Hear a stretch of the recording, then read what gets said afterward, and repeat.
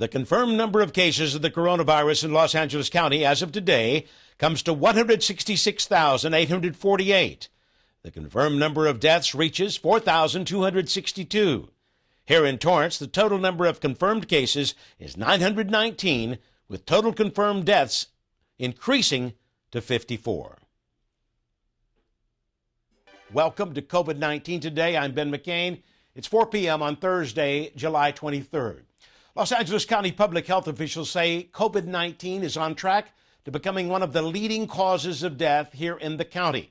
In an official press release, the Los Angeles County Department of Public Health reported that COVID-19 has killed more than 3,400 people in the past 6 months of this year, killing more people than those with Alzheimer's disease, stroke, and other kinds of heart disease, making it on track to be the second leading cause of death in LA County.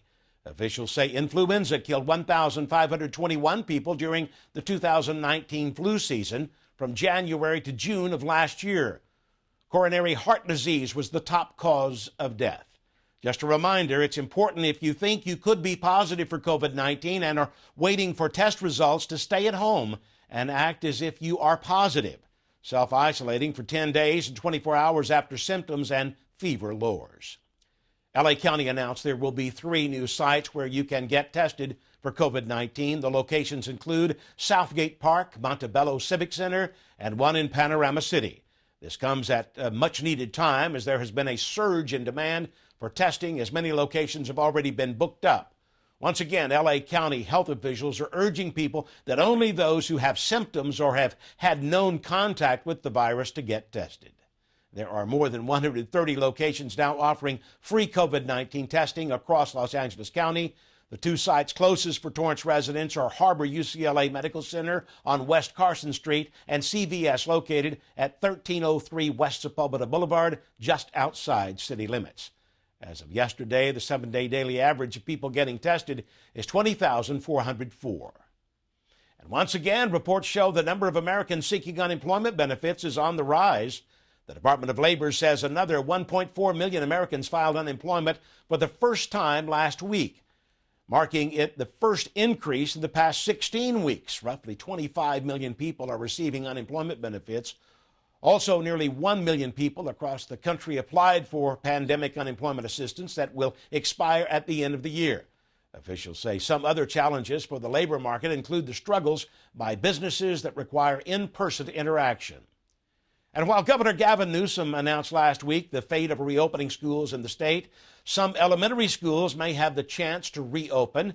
Now, while California schools in counties on the monitoring list are not allowed to reopen for in-person education in the fall, officials are allowing elementary schools to apply for waivers if interested in opening. School officials can request a waiver from their county health department, but every stakeholder needs to be on the same page. In the recent LA County Public Health Department conference, Health Director Barbara Ferrer said by the end of this week or early next week, school officials can start applying. Then the department will review data and trends in the area before making a decision. Now, if they do get the green light to open, schools must follow the protocols Newsom listed, including routine temperature checks, rules on who must wear a mask, and maintaining physical distance, to name a few. If you're a business looking to stay and grow in the state, you may be able to get a break in taxes thanks to a state program. The annual California Competes tax credit application process is around the corner. This time, there is $80 million available in tax credits. Businesses interested in applying can register right now to view a live webinar explaining the application process. The first one takes place next Wednesday. California Competes tax credit is an income tax credit available to businesses that want to come to California to stay and grow. The agreements are negotiated by GoBiz, also known as the Governor's Office of Business and Economic Development. It serves as the state of California's leader for job growth and economic development efforts. The online application can be accessed starting July 27th at calcompetes.ca.gov. You can also find more information about this on the City of the Torrance Economic Development Department website at business.torranceca.gov. Well, in the next few years, students heading to California State University will have a new requirement. The California State University Board of Trustees recently voted to require all undergraduates to take an ethnic studies or social justice course to graduate. They modified the university's general education requirements, making it the first significant change to the university's GE requirements in 40 years. It will go into effect in 2023 and will be implemented for the nearly 430,000 undergraduates taking courses across the 23 campus system. University officials say the new requirement will empower students to meet this moment in our nation's history by giving them the knowledge, broad perspectives, and skills needed to solve society's more pressing problems. Officials said the goal is for CSU students from every major and in every workplace to be leaders in creating a more just and equitable society. The American Red Cross issues a plea to all COVID-19 survivors to step up to help others. Red Cross officials say the national coronavirus surge has led to an emergency convalescent plasma shortage. This type of blood is collected from individuals who have recently recovered from coronavirus that contains antibodies that may help patients actively fighting the virus. Officials are distributing convalescent plasma products faster than donations are coming in, and the hospital demand has doubled for this type of blood. The chief medical officer of the American Red Cross says that convalescent plasma has been used for decades as potentially life-saving treatment until the virus or the disease-specific treatments and vaccines are developed. To put into perspective, one plasma donation can help up to 3 COVID-19 patients. So far, they have distributed more than 20,000 life-saving products nationwide. Donation appointments can be made for the coming days and weeks by downloading the free blood donor app by heading to redcrossblood.org. You can also call 800-733-2767.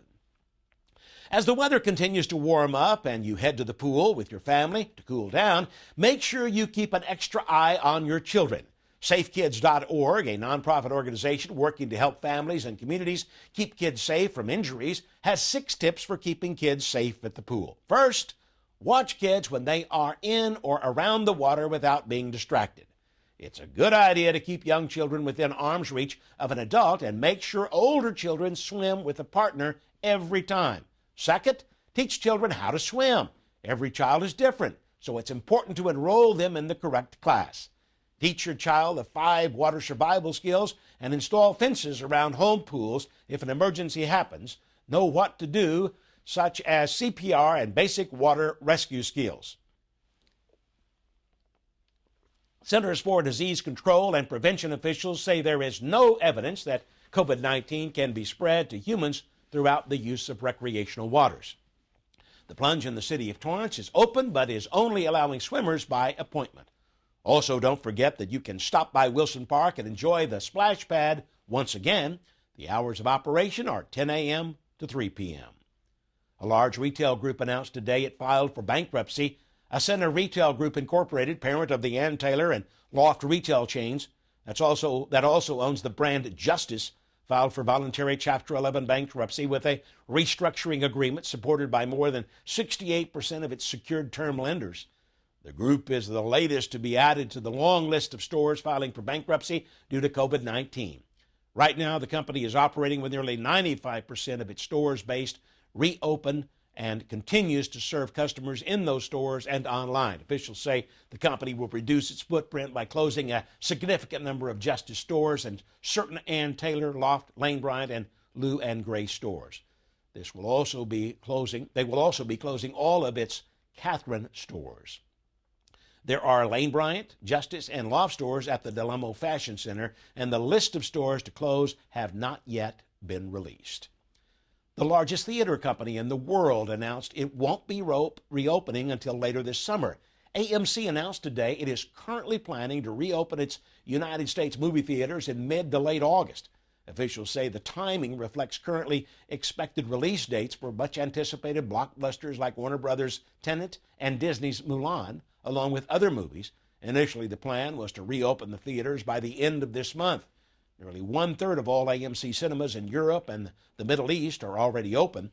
At the end of June, CEO and President Adam Aron of AMC Theaters said they are planning to operate with a hyper-commitment to the safety and health of its guests and associates through a new AMC Safe and Clean initiative. An art gallery that is home to artists from across the South Bay made an exciting announcement. Destination Art in downtown Torrance is going to show its studio and gallery artist work for the first time in their very own online gallery starting August 8th. Artists can register right now on their site through the end of the month. Officials say this is a great opportunity for their artists to show their work during this time. The cost is $5 to register. They plan to host a virtual reception on August 15th that will take place over Zoom. The studios and gallery are open for viewing by appointment only. You can reserve a spot for a party of 5 or less by emailing a local artist at destination-art.net. You can also check out Destination Art on YouTube. To register for the upcoming show, go to destination-art.net. Well, if you're looking for something fun to do this weekend, don't forget about the Downtown Torrance monthly outdoor event. The Antique Street Fair will be back this Sunday. There will be an antique appraisal booth as well. The pet-friendly event is free, and make sure you come out with your face mask on while social distancing. Also, don't forget the downtown does dining alfresco returns next weekend. The fair will take place in between Sartori Avenue, between Post and Marceline Avenues, from 8 a.m. to 3 p.m. The BREWS Hall is reminding patrons that they can watch their favorite sports team at their new outdoor patio. They have installed large format projectors at its outdoor patio for safe and social distance viewing. And with the first 2020 Dodger opening game tonight at 7, there is no better place you can watch the game live. They also are now offering their new grapefruit wheat.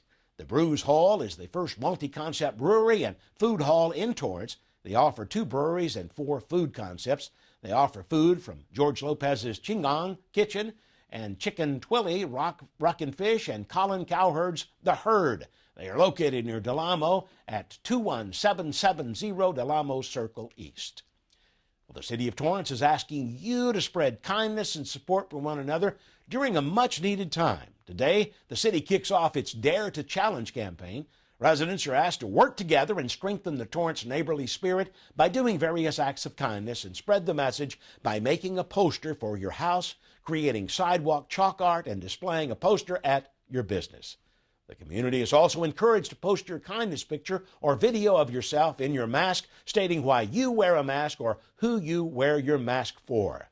Use the hashtags TorranceCA, Torrance Cares, and Dare to Care. Your video or image can be highlighted on our weekly e-newsletter, shared on our social media, and included right here on our show. We will ask for permission before posting it. Another way to participate in the city's campaign is posting a picture of yourself performing an act of kindness. Challenge 3 people online by tagging them in your post, and even add Dare to Care Facebook frame to your profile picture to show support by searching Torrance Dare to Care. The idea for this campaign came about after Councilman Tim Goodrich, with the rest of the City Council, requested city staff to develop a citywide campaign to combat hate with kindness, support, and inclusion. We can't wait to see what you do in the community for this campaign. Heading into the end of July, we want to hear what your summer plans are and how you plan to make the best of one yet. Whether it's a quiet night in or treating yourself to an alfresco-style dinner, no matter how big or small your summer plans are, we want to see how you're capturing each summer moment. Share your summer fun story. Email us at covid19today@torranceca.gov. Well, before we go, at the end of each program, we like to share stories from our community feel-good pictures, images, and videos that remind us of how resilient our community is and reflects how Torrance truly cares. Well, one local business is doing more than what meets the eye. Cancha Creamery, and a homemade all-natural ice cream shop, is known for its one-of-a-kind flavors, located off Southwestern Avenue. But owners and siblings James Tatsuya and Elaine Yukari came up with the idea for every scoop to donate a percentage of sales to charities around the world. Since they first opened in 2015, they have raised nearly $300,000 for charity. While they rotate causes, for the past 2 months, the National Association for the Advancement of Colored People and the Mission to Promote Adoption of Kids have been the beneficiaries.